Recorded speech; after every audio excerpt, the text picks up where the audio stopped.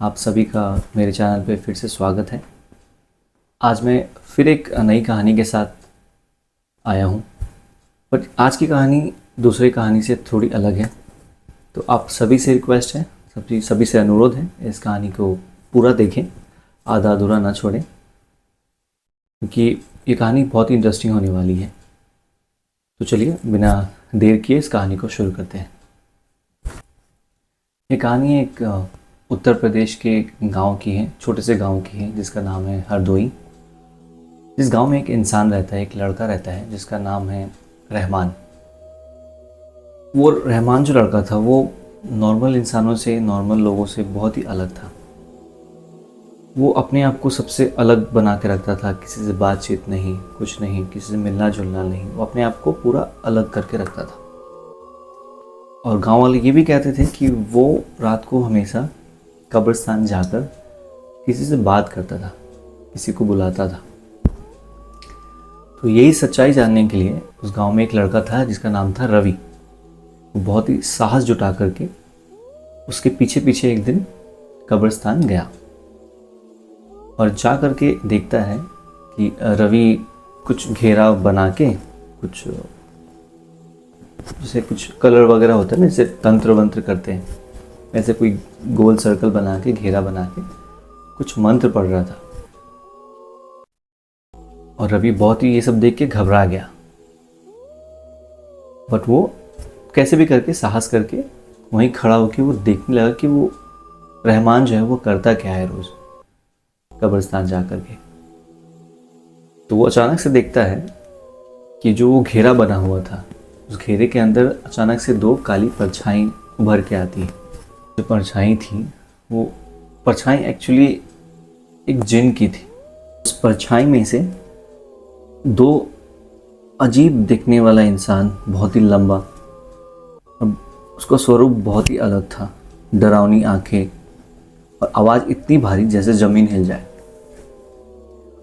और उसने उसी आवाज़ में कहा, हुक्म करो मालिक। रवि के शरीर जैसे रवि के शरीर में जान ही नहीं रही। रहमान मुस्कुराया और बोला, आज मुझे वो दो आदमी चाहिए जिसने मेरा अपमान किया था। अगले ही दिन गांव में खबर फैली, वो दोनों आदमी किसी भी निशान के, किसी भी सबूत के मारे जा चुके थे। धीरे धीरे गांव में अजीब अजीब घटनाएं घटने लगी। लोग रात में अचानक उठ जाते, अजीब अजीब चीखें सुनाई देती, दरवाजे अपने आप खुलते बंद होते। सबको शक होने लगा ये सब रहमान का ही किया धराया है और रहमान ही ये सब कर रहा है। लेकिन कोई उसके खिलाफ जाने का हिम्मत नहीं जुटा पाता था, क्योंकि उसको पता था कि उसके पास, रहमान के पास, दो बहुत ही ताकतवर जिन हैं। बट रवि को इसके बारे में सच्चाई जानी थी। वो रात को फिर से रहमान के पास गया। खिड़की से झांककर उसने देखा, रहमान एक कमरे में बैठा था और उसके सामने वो दोनों जिन खड़े थे। लेकिन इस बार कुछ अलग ही था। वो दोनों जिन गुस्से में थे और वो दोनों जिन रहमान से कह रहे थे, तुमने हमें बहुत इस्तेमाल किया, अब हमारी बारी। रहमान घबराते हुए बोला कि तुम मेरे गुलाम हो, मैं तुम्हारा मालिक हूं, तुम दोनों मेरे गुलाम हो, मैं जो बोलूंगा तुम्हें वही करना पड़ेगा। पर तभी वो दोनों जिन मुस्कुराते हुए कहते हैं कि हम किसी के गुलाम नहीं होते, जिन कभी किसी के गुलाम नहीं होते। गांव वालों ने रहमान के घर से भयानक चीखें सुनी। जब दरवाजा तोड़कर अंदर गए वो गांव वाले, जाकर देखा कि दीवार पर खून से लिखा हुआ था, जो हमें पालता है हम उसे ही खा जाते हैं, हम उसे ही जिंदा नहीं छोड़ते। और रहमान वो कहीं नहीं मिला। सिर्फ जमीन पर दो गहरे काले साए थे जो धीरे धीरे गायब हो रहे थे। और लोग कहते हैं उस गांव में आज भी रात के समय कोई अकेले घर से बाहर नहीं निकलता, क्योंकि ऐसा गांव वालों का कहना है कि जब जब कोई गांव वाले अकेले रात को घर से बाहर निकलते थे, तब तक पीछे से उनके कानों में कोई कहता था कि हमारे मालिक बनोगे।